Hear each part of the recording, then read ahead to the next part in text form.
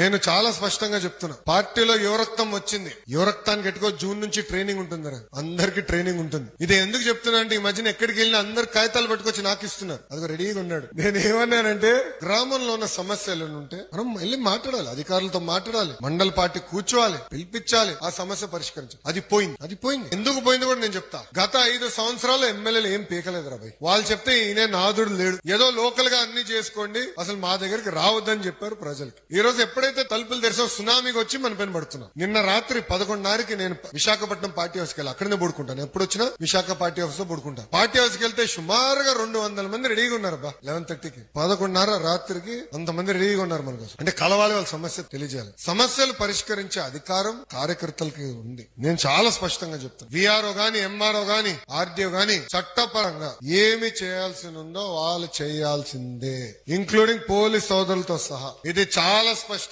నేను ఇన్ఛార్జ్ మంత్రి గారు కూడా చెప్తాం జరిగింది. ఈ రోజు మంత్రి గారు నేను కోరతాం జరిగింది, డిస్కస్ చేశాం. అది అధికారులకి నేను చెప్తాను, ఈ సభాముఖంగా కార్యకర్తలకి, నాయకులు నేను తెలుపుతాను. తెలుగుదేశం పార్టీ కార్యకర్తలు కబ్జాదారులు కావు. మనం ఎవరు కొట్టాం, మనం ప్రజల కోసం సేవ చేసానికి వచ్చాం. ఇప్పుడే పల్లన్న అన్నారు, విశ్వవిఖ్యాత నట సార్వభౌమ స్వర్గీయ శ్రీ నందమూరి తారక రామారావు గారి సిద్ధాంతాలు మనకున్నాయి. ఇప్పుడు కూడా ఆ సిద్ధాంతాల పరంగా మనం అందరం నడవాలి. తెలుగులో ఎక్కడున్న అగ్రస్థానంలో ఉండాలనేది మన లక్ష్యం. అన్ని రాష్ట్రాల కన్నా అన్ని రంగాల్లో ఆంధ్ర రాష్ట్రం నంబర్ 1 ఉండాలి, తెలుగు నంబర్ 1 ఉండాలనేదే మన లక్ష్యం. దానికి మనందరం కష్టపడాలి, కలిసికట్టుగా పని చేయాలి.